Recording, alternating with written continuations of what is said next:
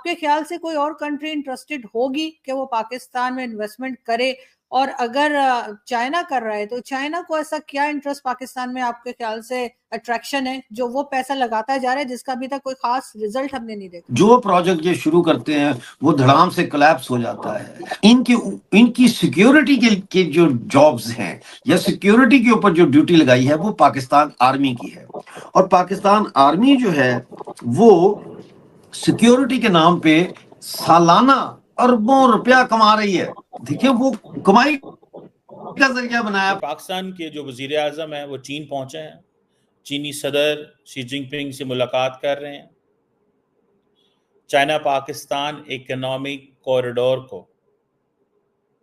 Protect करने की बात सीपैक के बारे में नहीं रहा हूं, और मैं अभी भी ये समझता हूं कि चाइनीज की जो इन्वेस्टमेंट है वो पाकिस्तान में कंजम्पशन ओरिएंटेड गुड्स में तो जरूर आ सकती है। अब चाइना जो है उस पर बहुत सख्त इनसे नाराज है और इनकी जो मीटिंग थी वो भी उन्होंने कैंसिल कर दी है, और उन्होंने कहा है कि जी हम बैठ के बात नहीं करना चाह रहे हैं, और साथ ही साथ उन्होंने ये प्रोजेक्ट बंद करके सब पाकिस्तानियों को क्या लगता है सर कि चाइना क्या सिर्फ अपने इंटरेस्ट की वजह से पाकिस्तान का दोस्त है? बिल्कुल अपने इंटरेस्ट की वजह से है। पूरे वर्ल्ड में जो है वो इंटरेस्ट ही होते हैं, दोस्ती कुछ नहीं होती है। तो आपको क्या लगता है सर कि पाकिस्तान और चाइना की जो दोस्ती जो बेमिसाल समझी जाती है, क्या सिर्फ वो इंटरेस्ट पर कायम है, और चाइना को अगर इंटरेस्ट होंगे तो वो पाकिस्तान की हेल्प करेगा, और वरना फिर हम लोग कोई उम्मीद नहीं रख सकते किसी से? बिल्कुल ऐसा। हेलो, जय हिंद दोस्तों, एसपी न्यूज़ 91 में आपका स्वागत है। दोस्तों जैसे कि आपने क्लिप में देखा कि ये जो पाकिस्तानी मीडिया है वो ये चर्चा कर रहा है कि अगर मतलब कोई भी देश पाकिस्तान के अंदर इन्वेस्टमेंट करने के लिए तैयार नहीं है, अगर कोई देश इन्वेस्टमेंट कर रहा है तो वो सिर्फ है चाइना। यानी कि कोई रीज़न है या फिर कोई वजह है ऐसी जो चाइना पाकिस्तान में इन्वेस्टमेंट करने के लिए तैयार है। तो इस तरीके की बातें पाकिस्तानी मीडिया के अंदर हो रही है।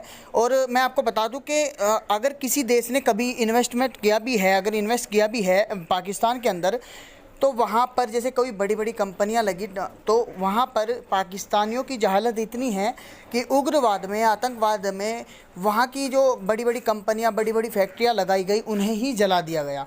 यानी कि कहीं ना कहीं जो कंपनी के ओनर होते हैं, अब जब उनका नुकसान होगा, उनकी फैक्ट्रियाँ जलाई जाएंगी, तो फिर उसके बाद में उनका मतलब क्या, उसके बाद में वो वहाँ से जाने को तो तैयार होंगे ही, क्योंकि जब उनके सामान को उनके वे सेफ़ नहीं होंगे वहाँ पर, तो फिर वो वहाँ पे इन्वेस्टमेंट क्यों करेंगे? एक वजह तो ये है।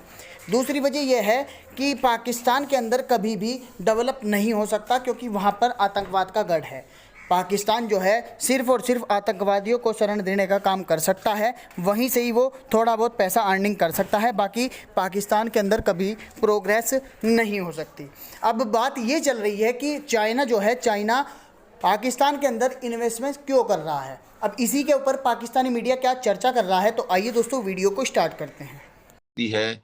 मगर जहाँ पर हमें एक्चुअल ज़रूरत है, या तो उन्होंने आईपीपी में इन्वेस्टमेंट की है, मगर जो हमें असली ज़रूरत है उसमें शायद वो नहीं करें। और ये एक बड़ा सोर सब्जेक्ट है पाकिस्तान की इकोनॉमिक्स का। इस पे आप जितना मुझे कम बुलवाए इतना अच्छा है, क्योंकि मुझे भी इसी मुल्क में रहना है। बिल्कुल सही सर, लेकिन बहरहाल सर बोलना तो चाहिए, इसलिए कि अब वो टाइम आ गया है कि अब खामोश रहने से जो है वो चीज़ें सही नहीं होंगी। लेकिन सर आईएमएफ जो है वो हर जगह पाकिस्तान में इन्वॉल्व नजर आ रहा है। इस वक्त बजट की भी तैयारी की जा रही है, कहा जा रहा है जी 12 जून को जो है बजट अनाउंस किया जाएगा, लेकिन डिक्टेशन या जो इंस्ट्रक्शंस ली जा रही हैं वो आईएमएफ से ली जा रही हैं। तकरीबन 24 प्रोग्राम्स में हम जा चुके हैं, आखिर हम आईएमएफ से निकल क्यों नहीं पा रहे? बाकी कंट्रीज को अगर हम देखें, चाहे वो भारत हो या बांग्लादेश या कोई भी, इवन अफगानिस्तान, वो उनकी इकोनॉमी हमसे बेहतर क्यों जा रही है?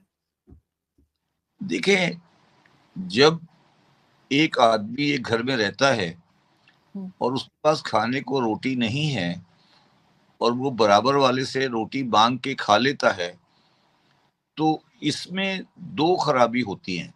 एक तो वो रोटी उसके पास नहीं है, वो इकोनॉमी उसकी ख़राब है जब भी उसके पास रोटी नहीं है।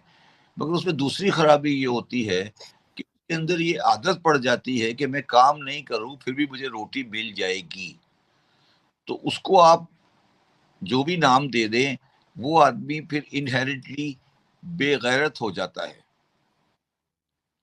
तो हम बहैसियत कौम बेगैरत हो चुके हैं। मैं इससे ज्यादा लफ्ज इस्तेमाल नहीं कर सकता। लेकिन सर अब जो लोग हमें पैसा देते हैं अब उन्होंने भी पैसा देना बंद कर दिया है। अब वो कहते हैं हाँ जी हम इन्वेस्टमेंट के लिए जा रहे हैं। अब इन्वेस्टमेंट लेके क्या कोई पाकिस्तान में आएगा जहां पर कभी चाइनीज वर्कर्स के ऊपर अटैक हो रहा है, कभी जापानीज पर अटैक हो रहा है, और सिर्फ चाइना को ही थोड़ा बहुत जो काम चाइना दे रहा है, बाकी तो ना यूरोप से कोई आ रहा है ना गल्फ से कोई आ रहा है। आते हैं, वादे करते हैं, निकल जाते हैं। पाकिस्तान में आखिर ऐसी क्या अट्रैक्शन है कि सिर्फ चाइना कर रहा है, कोई दूसरी कंट्री आने को तैयार नहीं है। ऐसे सिलसिले में हम कब तक जो है सरवाइव कर पाएंगे इसी इसी कंडीशन में? तो तुम बड़ी अजीब अजीब बातें कर रही हो। बात यह है कि चाइनीज फॉरेन इन्वेस्टमेंट या बाहर की इन्वेस्टमेंट, ये तो बहुत दूर की बात है ना। तो मुझे ये बताओ कि पाकिस्तानी जो बैठे हैं, क्या वो अपनी इंडस्ट्री में एक्सपेंशन कर रहे हैं? तो पाकिस्तानी इंडस्ट्रियलिस्ट बैठा हुआ है जिसके पास पैसे, क्या वो इन्वेस्टमेंट कर रहा है? मैं पाकिस्तान की 3-4 बहुत बड़ी कंपनियां, जो सबसे बड़ी कंपनियां हैं, उनके बोर्ड पे बैठा हूँ। ठीक है, मुझसे ज्यादा इस चीज को कोई नहीं जानता।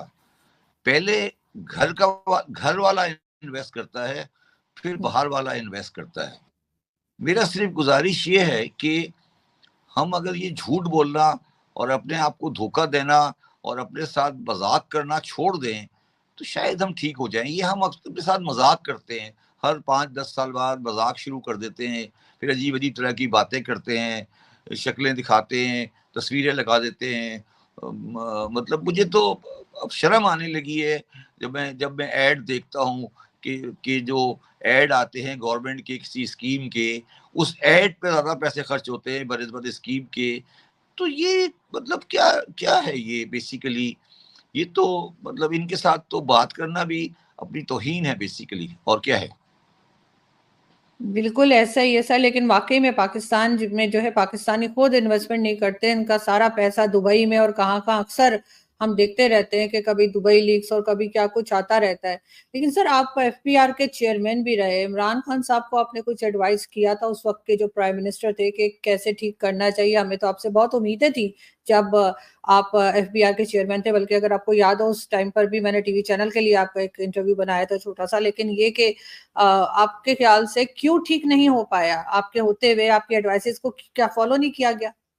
देखिए, बात ये है कि अगर आप मेरी जात को लें तो मैं पाकिस्तान में एक नाकाम इंसान हूँ। मैं अपने आप को प्रोफेशन और अकाउंटेंसी में मैं कामयाब था। मैंने सबसे बड़ी फर्म लीड की, मैंने इंस्टीट्यूट ऑफ चार्टर्ड अकाउंटेंट को लीड किया, मैं वहाँ कामयाब था। मगर जब मैं गवर्नमेंट में आया तो मैं कोई कामयाब आदमी नहीं था, और उस नाकामी में किसकी वजह थी, क्या था, वो एक अलग बात है। मगर एक ये जो इस्लामाबाद है ना, इसमें इस्लाम है ना ये आबाद है। तो जब आप इसमें जो नमक की कान होती है ना, जब नमक की कान में कोई चीज डल जाती है वो खुद ब खुद नमक हो जाती है। इस्लामाबाद में इतनी साजिश है कि जो भी आदमी इस्लामाबाद में जाएगा, अगर उसके अंदर जरा सा भी जमीर और हिस्स है तो वो इस साजिश से साजिशी हो जाएगा। तो जब तक आप इस्लामाबाद की इन इमारतों में से कोई अच्छा स्प्रे नहीं करेगी, जब तक शायद ये मसला हल नहीं हो। इन मामलात में अगर ये कंट्री यूरोप में होता या ये कंट्री अफ्रीका में होता तो ऐसे हालात में, ऐसी कंट्रीज में खूनी इनकलाब आया करते हैं। मगर हम क्योंकि सिविलाइज कल्चर से बिलोंग करते हैं तो हमारे यहाँ खूनी इनकलाब नहीं आता। मगर यही वजह है कि हम अपनी पोजीशन को रियलाइज नहीं कर सकते। जब मुशर्रफ की गवर्नमेंट आई थी ना 99 में, तो पाकिस्तान में ये पोजीशन थी कि वजीर आजम अरेस्ट हो गया था और मुशर्रफ साहब जहाज पर थे। तो 5-6 घंटे तक पाकिस्तान में कोई गवर्नमेंट नहीं थी। पता नहीं, आप उस वक्त कंपैरेटिवली यंगर होंगी, शायद आपको उस चीज का इतना अंदाजा नहीं हो। तो 5-6 घंटे तक कोई हुकूमत नहीं थी। तो एक बंदे ने मुझे एक सवाल बात की, उस वक्त भी की थी और मुझे भी आज भी उसकी बात याद आती है। उसने कहा शब्बर साहब वो जो 5 घंटे गुजरे ना, उसमें हमें 500 बंदों को उड़ा देना चाहिए था, तो ये मुल्क ठीक हो जाता। हमसे गलती ये हो गई कि हमने वो 500 बंदे नहीं उड़ाए। और वो 500 बंदे कौन थे, सिविलियन थे या फौजी? हम भी हो सकते थे, हर एक होता था। ऐसे जब करप्शन इतनी परवेड कर जाती है ना, तो फिर उसमें उसको हम अंग्रेजी में बोलते हैं कलिंग। कलिंग का मतलब होता है कि आप कल कर देते हैं, ये नहीं देखते कौन सामने है कौन नहीं है। मगर जब आप मगर मैं ये नहीं कह रहा कि मैं किसी को प्रिडिक्ट नहीं कर रहा कि, और उसमें 500 में से होता है 450 मजलूम होते, मगर जिस इनेतात पे हम पहुंच चुके हैं और जो हमारी